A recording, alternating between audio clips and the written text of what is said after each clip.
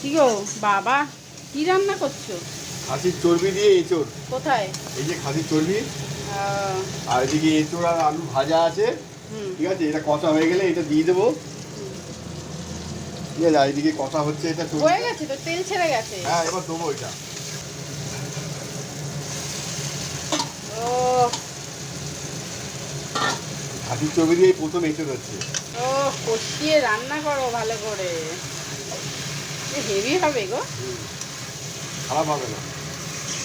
খারাপ হবে? খারাপের কোনো প্রশ্নই নেই। চর্বি দিয়ে এঁচোড়, ওরে বাবা ওরে বাবা, আমার রাঁধুনি দেখো, ও নড়ে চড়ে রান্না হচ্ছে। কিরম করে নড়ে, কোমর দোলাও।